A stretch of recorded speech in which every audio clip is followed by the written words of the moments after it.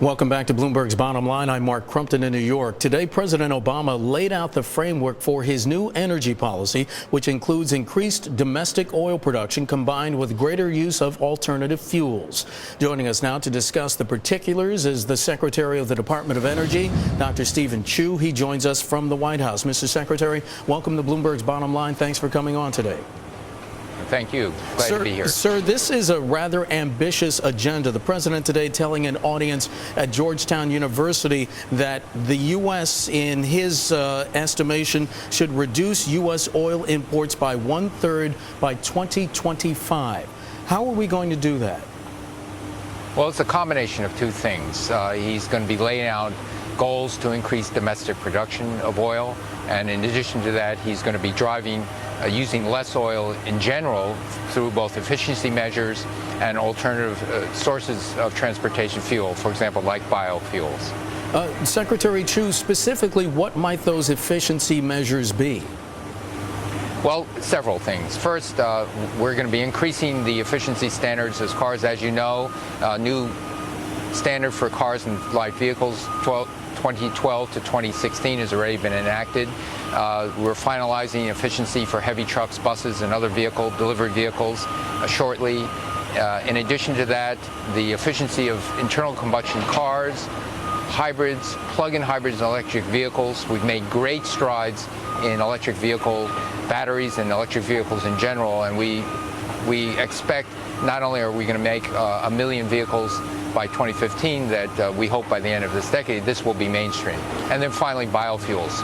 Mr. Secretary, the chairman of the House Natural Resources Committee has introduced 3 bills that would force the White House to sell more offshore leases and issue drilling permits within a set time frame. The chairman of the committee, Doc Hastings of Washington State, said, and I quote here, "These bills will directly reverse Obama administration actions that have locked up America's vast offshore oil and natural gas resources." And he continued that the administration has created, again quoting here, a drill nowhere new plan when it needs, again quoting, a drill smart plan.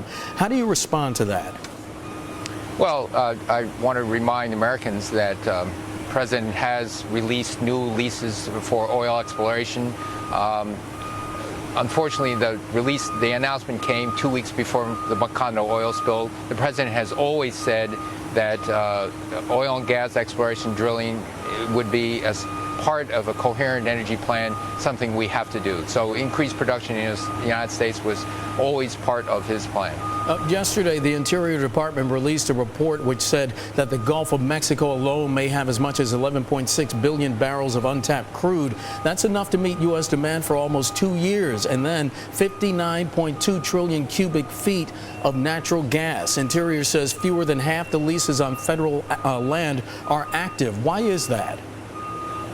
Well, we are determined to try to encourage industry to exercise and explore and begin to drill and recover oil from those leases. So there will be a combination of carrots to encourage early exploration and production, and sticks that say that if you don't move and you sit on those leases, there could be some encouragement to stop doing that. What might that encouragement be, sir? Well, the encouragement to, as explained, I think, earlier in your show, part of the carrots would be that if you begin to produce sooner, perhaps the revenues from those the surcharges that go to the government would not be as high. But if you sit on it and not explore and just sit on those leases for a long period of time, then that could ratchet up the rates. So it will encourage companies not to be sitting on leases, but to actually exercise their options. Eric Melito is the upstream director at the American Petroleum Institute, and he sent out an email yesterday. He accused the administration of, in his words, delaying, deferring, or denying access to our oil and natural gas resources here at home. Does the administration have plans to expand production areas offshore? Well, we've already expanded the oil production offshore, and I think that is under review now. And so, as I said, it's part of a coherent plan to improve our oil production. But having said that, you have to look at the other side. We can decrease our oil consumption through efficiency, through electrification, through biofuels, and natural gas is another option. Mr. Secretary, gas prices, we mentioned that earlier. They're up more than 20% this year, 33% higher than a year ago. Sir, this just can't all be explained by geopolitical events, can it?